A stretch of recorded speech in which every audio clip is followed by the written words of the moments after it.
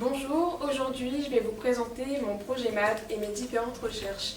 Mais avant toute chose, petit point sur mon mémoire, où si vous vous rappelez, vous avez eu vos premiers frissons sur le paranormal. Effectivement, il y avait même eu quelques petits phénomènes paranormaux durant la soutenance. Plus sérieusement, lors de cette soutenance, j'avais évoqué 3 pistes. Celle qui a été retenue, c'est les mythes d'hier et encore d'aujourd'hui, dans le but de recenser les phénomènes paranormaux tout en les rendant plus compréhensibles et plus accessibles. Pour ce projet, mon partenaire, c'est le musée des croyances populaires. C'est un musée qui se trouve dans le Puy-en-Velay et plus précisément vers le Monastier en Gazelle.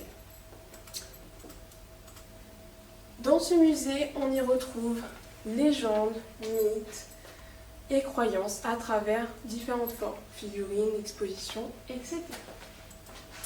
Durant ce stage, j'ai pu donc réaliser une immersion avec le fondateur de ce musée qui est Monsieur Patrice Ray. Vous pouvez voir ici quelques images de mon stage d'immersion où j'ai pu lui poser quelques questions.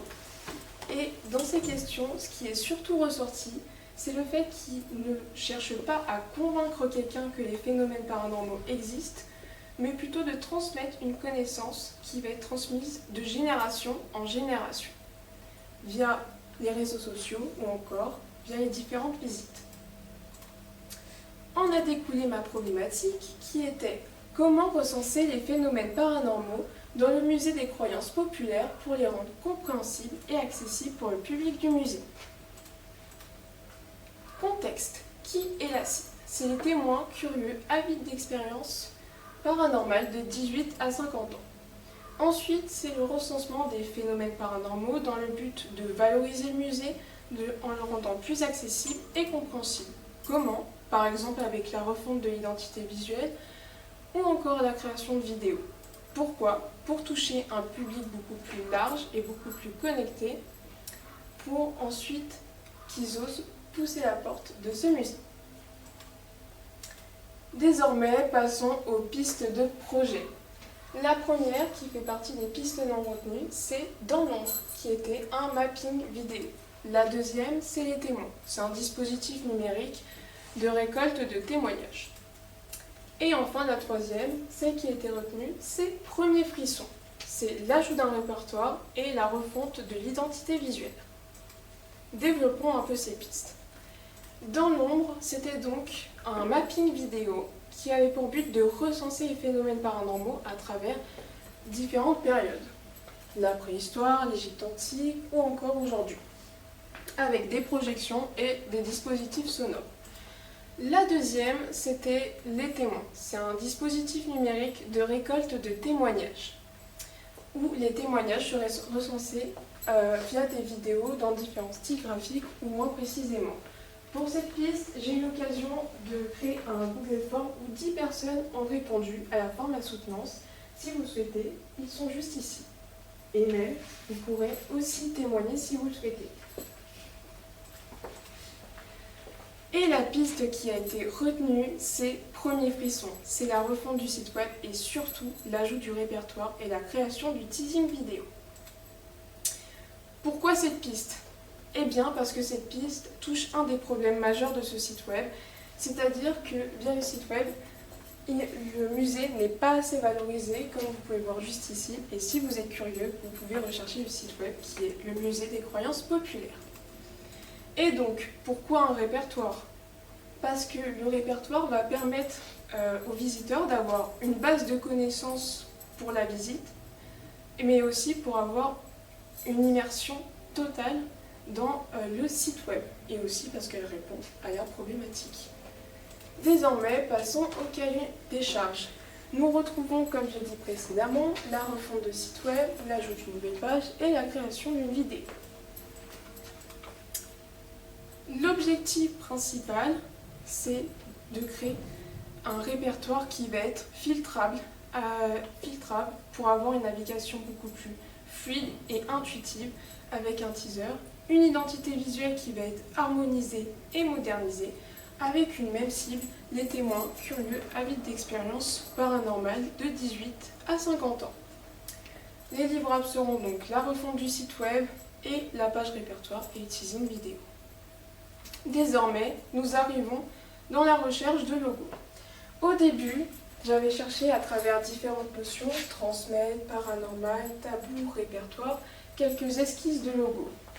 Mais je trouve que je m'éloignais un peu du répertoire, ou soit ça faisait beaucoup trop cliché du paranormal. Ainsi, j'ai continué mes recherches, et là est né mon logo. Mon logo que vous pouvez revoir juste ici, qui permet justement de correspondre au paranormal sans non plus rentrer dans quelque chose de trop cliché. Par exemple, grâce à la typographie.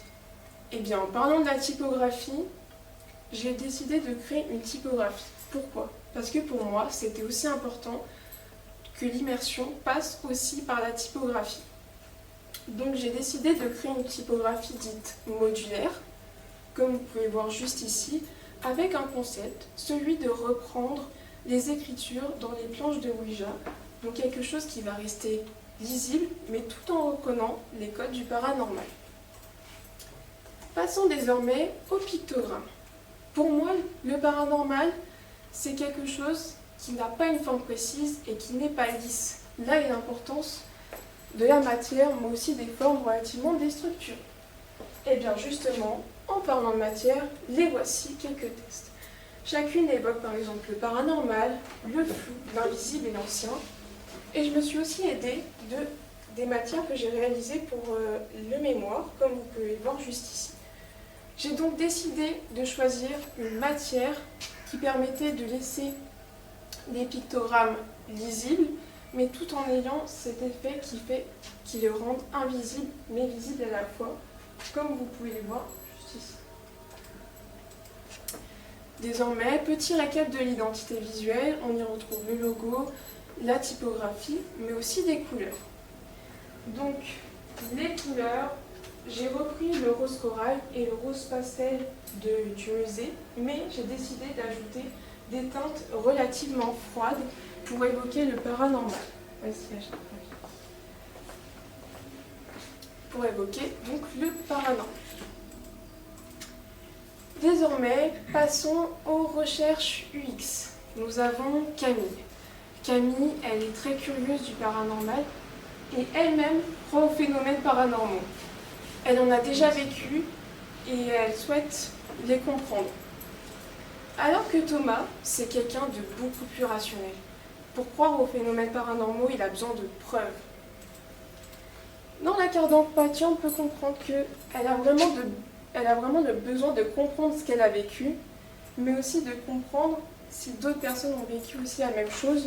Par exemple, ces deux personnes-là ont donc tout leur sens, notamment au sein de l'arborescence.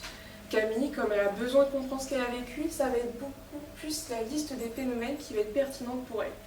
Et comme elle a besoin d'être comprise et de voir si d'autres personnes ont eu des expériences semblables, la page témoignage sera pertinente pour elle. Alors que Thomas, soyons honnêtes, la page témoignage ne va pas l'intéresser spécialement. Ça va être la page archive, puisqu'il y aura des documents, des preuves à l'appui, et donc il sera beaucoup plus intéressé par cette page. Désormais, passons au wireframe. J'ai décidé donc pour les wireframes de la page d'accueil de partir d'une structure relativement simple pour restructurer mes idées, pour ensuite les développer petit à petit pour commencer à avoir quelque chose qui se rapproche plus davantage du paranormal, par exemple par les formes. Désormais, passons aux maquettes. Pareil, j'ai voulu partir d'une structure relativement simple, sans réel concept, avec une identité visuelle posée pour voir un peu ce que ça donnait, pour ensuite développer avec un concept qui est caché, dévoilé. Par exemple, avec les petites interactions que vous pouvez voir juste ici avec le rond bleu qui fait apparaître le texte. Par la suite, j'ai décidé d'harmoniser, de dynamiser un peu ces maquettes. Désormais, passons au scénario d'usage. Nous retrouvons Camille écoutant un podcast sur le paranormal. Elle entend parler du musée des croyances populaires. Ainsi, elle se rend sur Google pour chercher ce fameux site. Par la suite, comme elle a entendu parler qu'il y avait un répertoire, elle décide de s'y rendre pour comprendre un phénomène qu'elle a déjà vécu. Elle se documente et ensuite, elle va dans la page témoignages pour témoigner ce qu'elle a vécu elle-même et finir par regarder la vidéo pour lui donner envie d'aller au sein de ce site web, de ce musée. Désormais, passons au prototype où je vais incarner Camille qui croit aux phénomènes paranormaux et par curiosité, elle se rend sur le site web. Donc on voit ici des premières interactions de mon concept caché dévoilé que vous pouvez voir juste ici. Et comme elle est curieuse, elle va un peu explorer ce site web avec des interactions que vous pouvez voir juste ici. Elle trouve que cette expérience est immersive et elle décide de continuer. Elle voit des mots apparaître lorsqu'elle lit les différents documents. Elle voit la vidéo, mais elle la regardera après. Elle, ce qui l'intéresse, c'est surtout le répertoire. Elle s'y rend et elle décide d'aller directement sur la liste des phénomènes. On peut voir que c'est pas un répertoire comme les autres, et ça, c'est voulu, puisque c'était pour rendre l'expérience beaucoup plus immersive, même pour un répertoire. Hop, elle arrive, elle voit qu'il y a même un système de filtrage, et là, un phénomène qu'elle a déjà vécu elle-même, la dame de Schroeder. Elle lit le document grâce aux mini-interactions. Et là, comme elle est un peu curieuse, elle regarde le côté rationnel et irrationnel et les différents témoignages associés. Eh bien, en parlant de témoignages, elle va y déposer le sien. Grâce à cette page que vous voyez juste ici. Et comme elle est relativement curieuse, elle va aller regarder les témoignages qui ont déjà été déposés.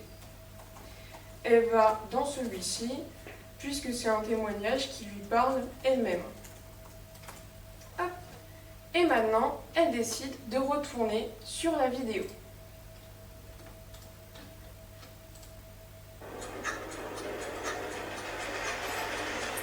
Donc, pour cette vidéo, j'ai décidé de reprendre la typographie que vous avez vue sur mon site web pour avoir une cohérence graphique. Les images en noir et blanc sont voulues, puisque ça reprend les codes graphiques du paranormal en général. Au niveau du montage, j'ai fait quelque chose de plutôt simple, qui ne joue pas dans le sensationnalisme, pour justement représenter la richesse de ce musée, et non quelque chose qui va aller dans le sensationnalisme.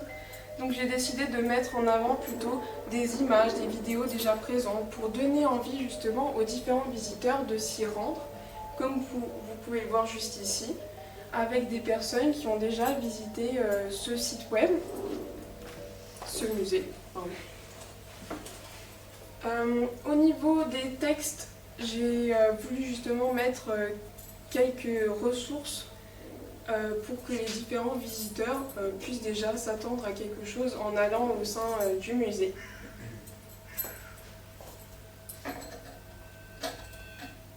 Et maintenant, Camille, elle a envie de se rendre dans ce musée et d'aller le visiter. Passons désormais au devis, où j'avais un budget maximal de 20 000 €. Donc je vais vous le distribuer.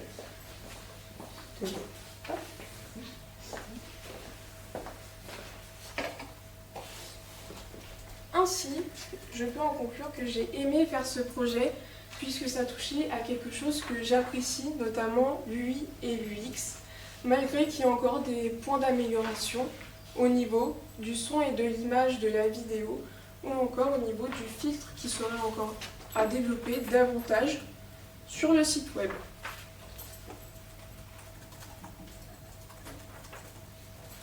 Merci de votre écoute.